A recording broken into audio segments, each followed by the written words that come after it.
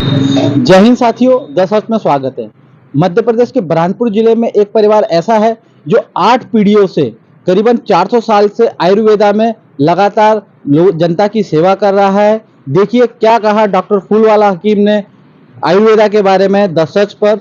और यदि आपको ये खबर पसंद आती है तो आपके इस यूट्यूब चैनल को लाइक करें, शेयर करें, सब्सक्राइब करें। जय हिंद। करीब ये मेरा 8 पीढ़ियों से ये काम चल रहा है। और हमारी जो पहले की जनरेशन है, बादशाह हुमायूं का जो शासनकाल था उस समय से ये चले आ रहा है। उस समय हमारे पूर्वजों को शाही हकीम का दर्जा प्राप्त था, और जो कि राजवैद्य कहे जाते हैं। उसी समय से हमारी परंपरा चली आ रही है। और उसी समय जो है राजा हुमायूं जो था, उनकी ओर से एक जमीन उन्होंने गिफ्ट की थी हमारे पूर्वजों को, जो कि आज भी जहाँ बालाजी का मेला भरता है सतियारा घाट पर, वहाँ पर वो जमीन आज भी मौजूद है। तो उन्होंने सतियारा घाट के करीब वो जगह है जहाँ वो आज भी मौजूद है। और आज भी हमारी परंपरा कंटिन्यू है। मेरे साथ में मेरे छोटे ब्रदर भी जो है डॉक्टर देवेंद्र हकीम, वो भी इसी फील्ड में है। हमारा यूनानी से रिलेटेड शुरू से यही परंपरा चली आ रही है। हमारे यहाँ सभी तरह के इलाज होते हैं, जो भी है, जैसे कि बार बार सर्दी कफ होना, मिर्गी, दमा, डायबिटीज, पथरी, पीलिया, तुम्हारा कुष्ठ रोग वगैरह हो गए। यहाँ तक कि पुराने से पुराने जो बीमारियां एलोपैथ नहीं दुरुस्त कर पाती, उन चीज़ों का भी इलाज हमारे पास मौजूद है। और हमारी परंपरागत औषधियाँ आज भी हम लोग इस्तेमाल करते हैं, उपयोग में लाते हैं। ये जो भी आप दवाइयाँ देते हैं, ये जड़ से बीमारी को खत्म करती है? जी, जड़ से खत्म करती है। जो कि एलोपैथी में आदमी हाथ टेक देता है, उसके बाद ही वो हमारे तरफ पलटता है। करीब 400 साल पुराना परंपरा हमारी है, और मैं खुद पिछले 35 सालों से प्रैक्टिस कर रहा हूँ। आज के दौर में जो ये वेरिएंट जो आ रहा है, इसके पहले चिकनगुनिया आया था, अभी कोरोना आया। इन दौरान भी हम लोगों ने अपने आयुर्वेदिक फार्मूले से ही लोगों को लगभग ठीक किया है। और मैंने देखा है, सुना है आपके बारे में कि आप एक बहुत नॉमिनल फीस पे काम करते हैं। भाई उस मामले में तो एलोपैथी दवाइयाँ बहुत कॉस्टली ट्रीटमेंट हो गया आज की तारीख में। यहाँ तक कि हॉस्पिटल के पहले चढ़ने के बाद हमको मान के चलो 5-7 हज़ार 10 हज़ार रुपये एक नॉमिनल खर्चा है। उसकी तुलना में हमारा जो है खर्च बहुत ही कम है। मिनिमम 1000-2000 या 5000 में हमारा ट्रीटमेंट लगभग आराम से हो जाता है। और पेशेंट भी उसको उसको रिलीफ भी होता है, उसको राहत भी मिलती है, सब चीज़ें होती है। ऐसा सुना है कि आयुर्वेदा में रिजल्ट बहुत स्लोली आते हैं, जिससे लोग इसकी तरफ नहीं मुड़ रहे हैं। इस पर आपका क्या कहना है? भाई देखो, ये तो समय का परिवर्तन है।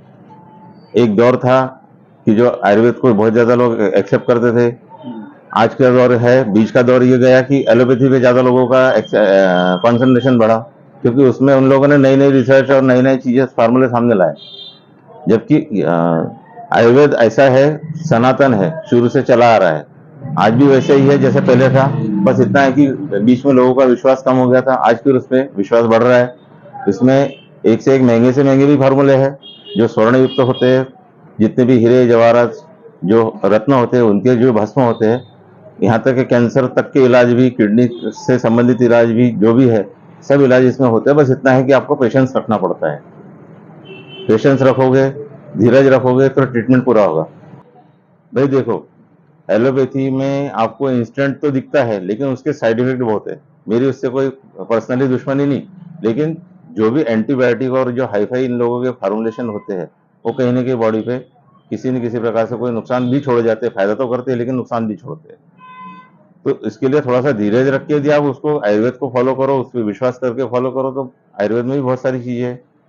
आपको एक सिंपल सा उदाहरण दूं, हेमगर्भ पोटली रसायन करके एक नाम का रसायन जो होता है, जो मरते हुए आदमी को उठाकर बैठा दे।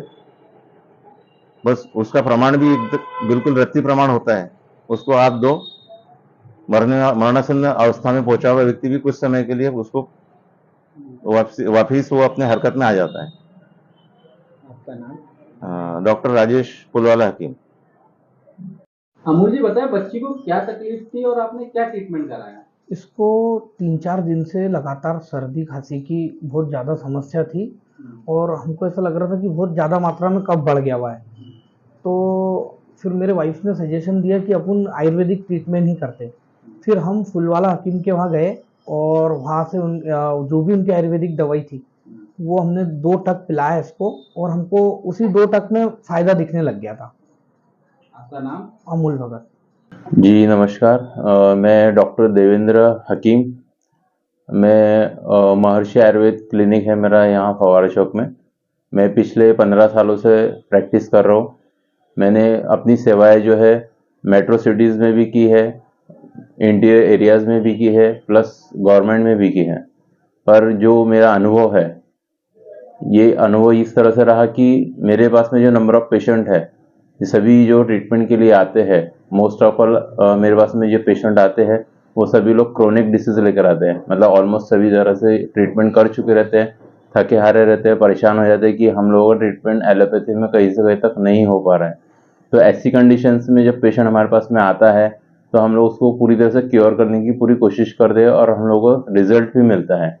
तो मैं ये कहना चाहूँगा कि एलोपैथी अपनी जगह है, उसका इम्पोर्टेंस अपनी जगह है, और आयुर्वेद, यूनानी का, होम्योपैथी का, इसका इम्पोर्टेंस अपनी जगह है। कोई भी अपनी जगह गलत नहीं है। एलोपैथी जो होता है वो इमरजेंसी मेडिसिन के तौर पर यूज़ होता है और उसको करना भी चाहिए। लेकिन यदि हम शुरुआत से ही आयुर्वेद या यूनानी की मेडिसिन का ट्रीटमेंट लेते हैं तो हमारा बॉडी का इम्यून सिस्टम बिल्डअप होता है, ना कि ब्रेकअप होता है। जो एलोपैथी में हम लोग मेडिसिन लेते हैं, एंटीबायोटिक्स जो खाते हैं, इससे हमारे बॉडी का जो सिस्टम है, इम्यून सिस्टम, वो ब्रेक डाउन होता है। इन शॉर्ट, यदि हमारे यहाँ कोई कर्फ्यू लगता है, शहर में कोई अव्यवस्था होती है, तो उस समय हम लोग को बाहर से फोर्स मंगवानी पड़ती है बुरहानपुर शासन को। तो बाहर की फोर्स टेम्पररी काम करती है, उनका समय हो गया वो वापस चली जाती है।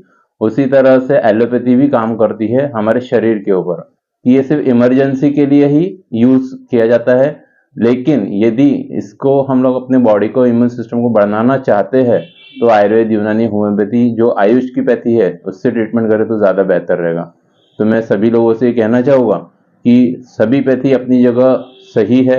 हमें किसी पैथी से कोई द्वेष नहीं है, हर कोई अपनी अपनी जगह पर व्यवस्थित है।